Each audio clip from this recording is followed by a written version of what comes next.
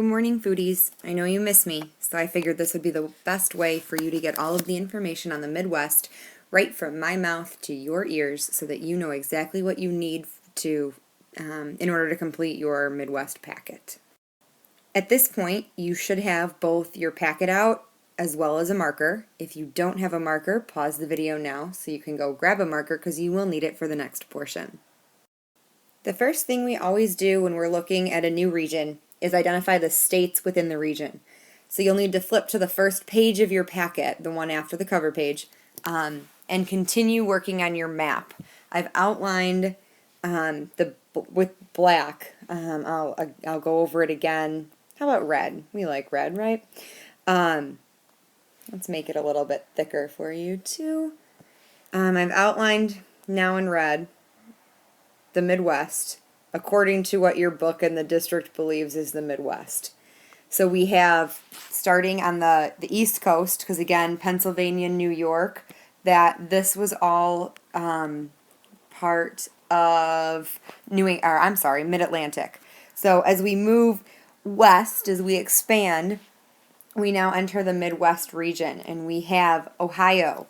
What's round on each end and high in the middle? Ohio. Figure that one out. Laugh about it later. Then we have so we have Ohio, we have Michigan. Michigan looks like a mitten.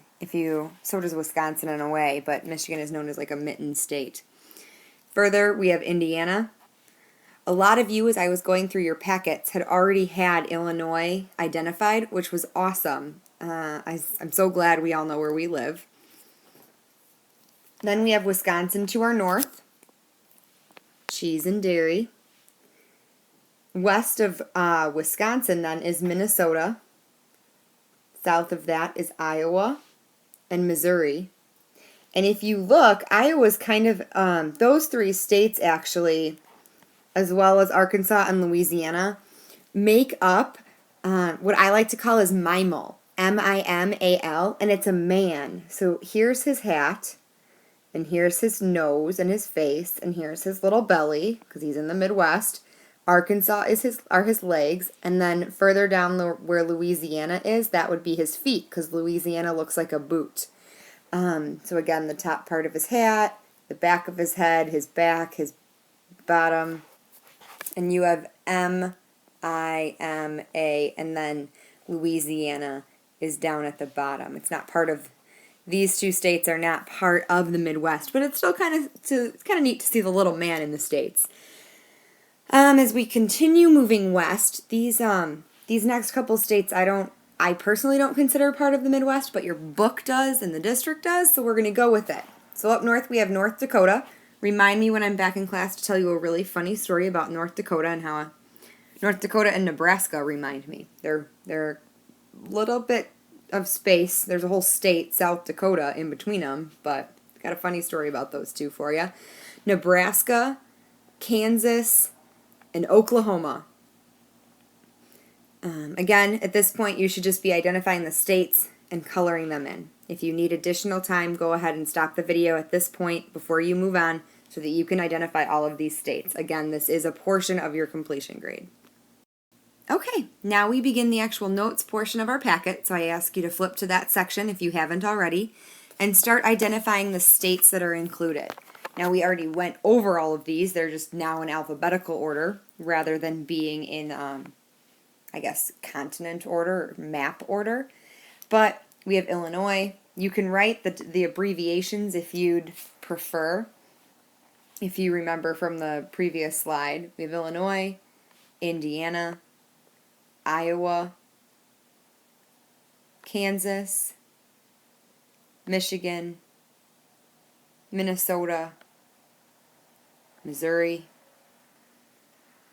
Nebraska, North Dakota, Ohio, Oklahoma, South Dakota, and Wisconsin. And because I'm awesome, I'm actually going to give you the abbreviations. Illinois, IL, Indiana, IN, Iowa, IA, Kansas, KS, Michigan, M-I, Minnesota, M-N, Missouri, M-O. Again, a great extra credit activity might be to research how the states got their abbreviations. No one has come to me with that information yet, and I am dying to know. Nebraska, South Dakota. Oops. Oh, wow. That would definitely be North Dakota. So let's try that one again. We have North Dakota. We have Ohio. We have Oklahoma. Now we have South Dakota. And last but not least, Wisconsin. The Midwest is known as the breadbasket of the nation. And if you think about the crops, when we talked about grains and we talked about all of the different types of grains that were grown in the Midwest, we have corn and wheat and soy and barley and oats. All of those things combined make up the reason that the Midwest is known as that breadbasket. They are our major crop producers that we export everywhere in the world. Now, as we move through our notes, we talk about land and geography. We talked about the rich soil and what the word rich means when we talked about the Mid-Atlantic region. It's that soil that is so full of nutrients and the correct amount of moisture and nutrients to really help crops grow in a really fast and solid manner. We also have, you wouldn't know it based on the snow we have in April this year, but we really do have very good climate as far as the crops that we grow here are concerned. We need to have all four of those seasons. We need to have the dehydration of the fall and the hibernation of the winter and the spring rains and the summer heat. All of those things go into the great crop production. We also have advanced farming techniques. We use a lot of irrigation and using, not a lot goes to waste. We're very resourceful, as we also, when we talked about Mid-Atlantic, we talked about the resourcefulness of the people in that region as well.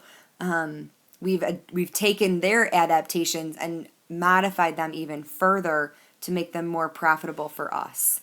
Now, as far as the geography goes, there's a couple key words we need to talk about when we talk about the Midwest. Okay, obviously, the Great Lakes.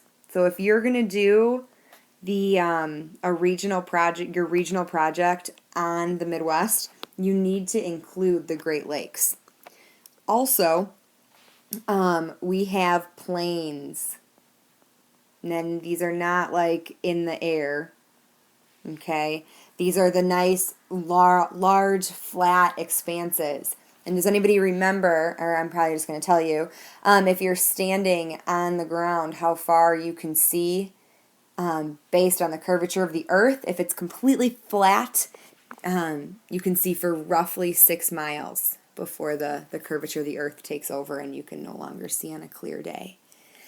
We also have the Mississippi River. I'm just going to write Miss River.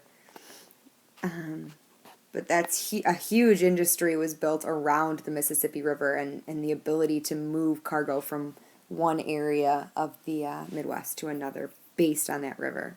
So those are some of the things that you definitely need to include in your land and geography portion. Now, the crops exported or the food exported worldwide, this would be the food produced in large quantities. If we're producing it in large quantities, it's got to go somewhere. So we are going to send it away. And this would be your corn and your wheat and your soy. Those are our 3 main crops. I'm just going to give you a couple extra seconds to write down those 3 words, but those do need to be, you will be quizzed on those specifically. Also produced in large quantities are meat products. So we have beef and pork and lamb and poultry. And remember, poultry is anything with a wing. So pheasant, goose, duck, anything with a wing. It doesn't actually have to be able to fly. It just has to have wings. Pork would be your pig products. If you've ever driven past a pig farm in the heat of the summer, Wisconsin has a lot of them, not the most pleasant smell. And beef, again, that is from your little cows. Not necessarily little, but those four meat products basically should also go in the food produced in large quantities. What are Wisconsin and Minnesota known for? Dairy. We talked about this a lot in our dairy unit, but Wisconsin and Minnesota are known for dairy. That's why Wisconsin is called they're called cheeseheads up in Wisconsin because they have so much dairy. Sometimes when you cross the border between Wisconsin and Illinois, it's called crossing the cheddar curtain. Okay, I know there's no section for other newsworthy states, but I thought it was really rude of us to only talk about Wisconsin and Minnesota. So I wanted you to know what Kansas and Iowa might be good for as well. So if you look at your notes page, there's a lot of wasted space that we didn't like next to the Midwest is known as, or food produced in large quantities. There's a large open space underneath the page numbers where you can go ahead and write down what Kansas and Iowa are known for. Kansas right now is the leading producer of wheat, which is kind of a cool fact if you think about Kansas isn't really known for a whole lot of other things other than a lot of tornadoes and the Wizard of Oz, where Dorothy doesn't think she's in Kansas anymore. But now they're on the map with their wheat production. And Iowa is actually the leading producer of soybeans, and corn in the entire United States. Beef is a secondary export. So it's also important, but it's not their main export. But they do have a lot of income or revenue that comes from the sale of beef products. So if we look at this, we have wheat in Kansas, soybeans, and beef in Iowa. For time's sake, we're going to skip any of the videos that might have been on here. So in case you're like, why are there like the best burger in Iowa? You can just Google that. It's just a little news article. But for time's sake, we're just going to skip those right over. Let's all share. Isn't that so nice? This is what are the different types of gatherings that are popular in the Midwest? Well, we have the buffet and the potluck. A buffet is a dinner created to satisfy the hunger of farmers during harvest time. So the wives of the farmers would create all of these good dishes to help sustain the farmers because they would be out in the fields from sun up until sundown. Now, if you've ever charted the sun, in the summertime, you'll notice that the sun is up for a very long time.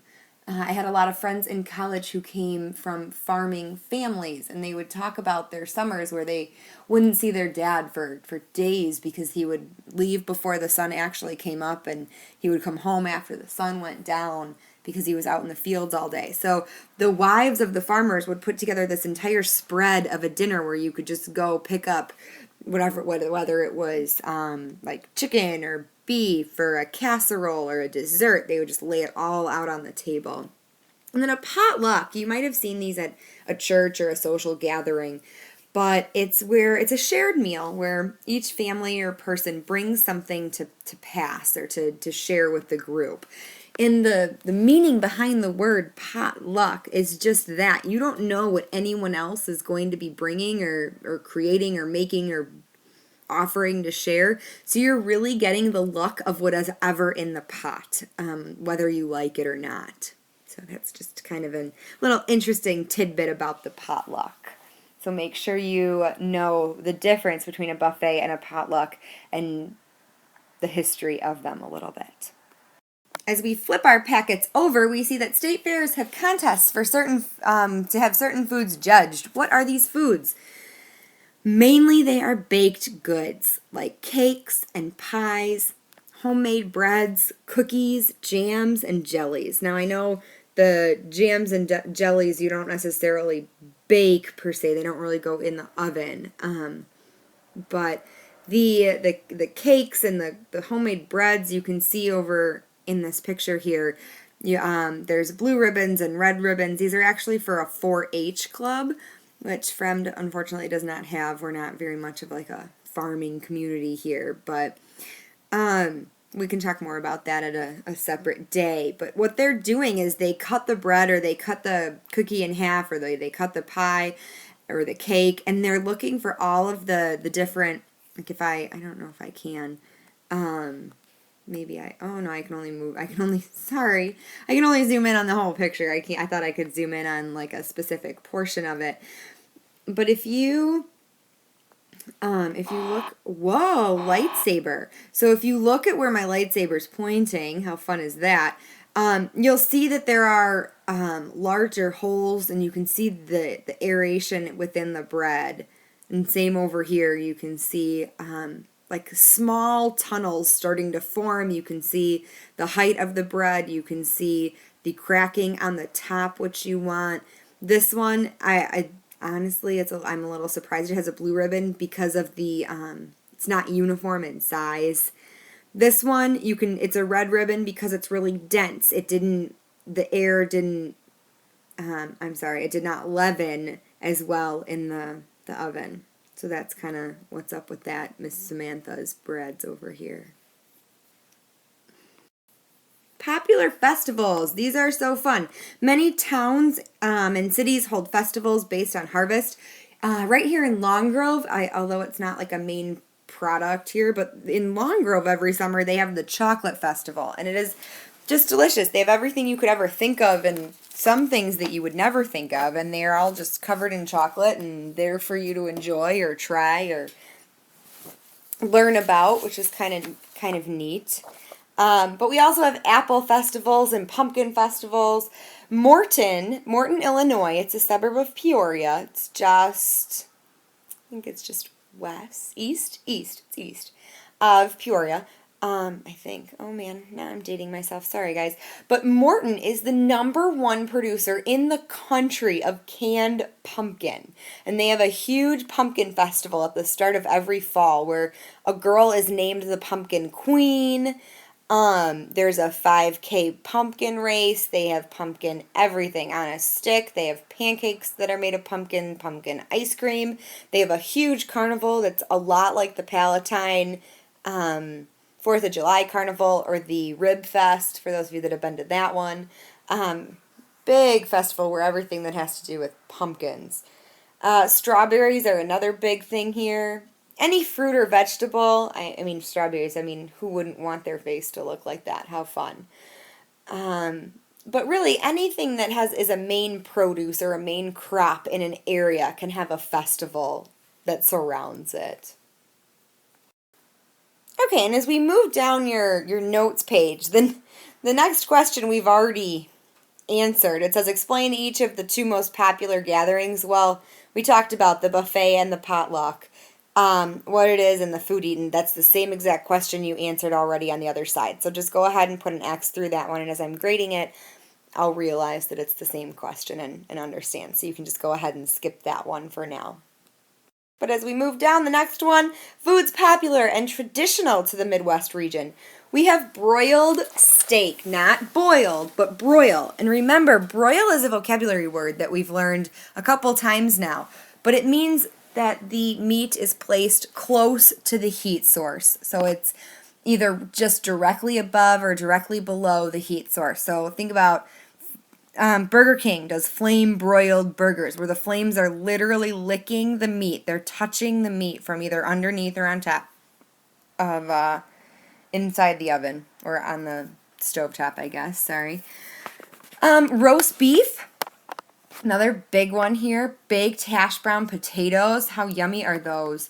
Corn on the cob.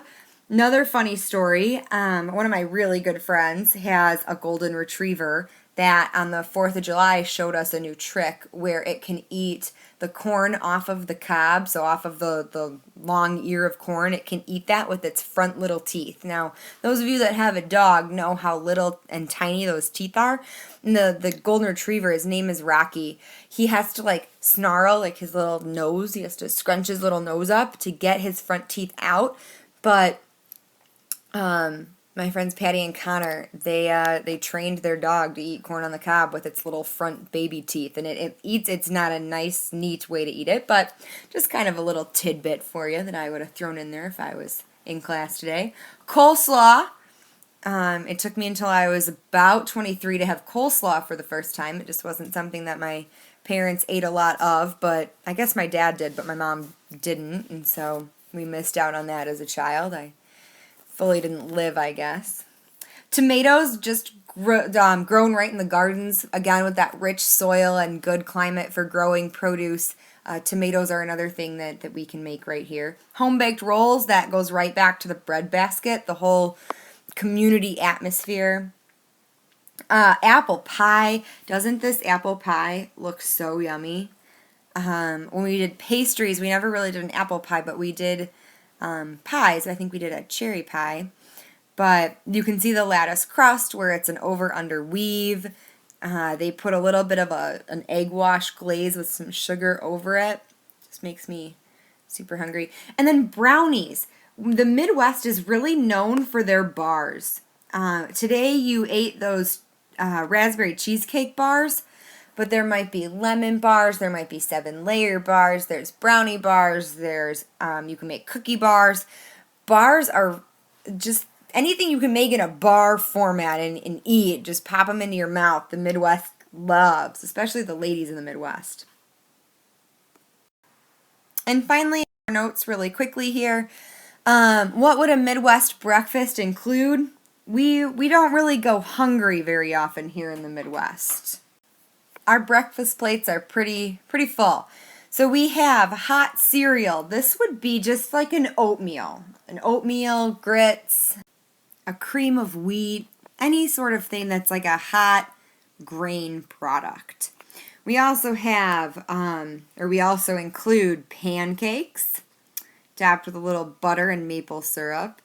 We have bacon, eggs, toast, coffee, milk, juice. This is like a complete Midwest breakfast right here. Okay, and finally, just to conclude a little bit, a few tidbits and fun info facts about the Midwest. Cooking is hearty and uncomplicated, which means it's very simple. It's very basic. But hearty, that word means that it's filling. Oatmeal goes a very long way. If you have oatmeal in the morning, it should fill you up for a good portion of the day.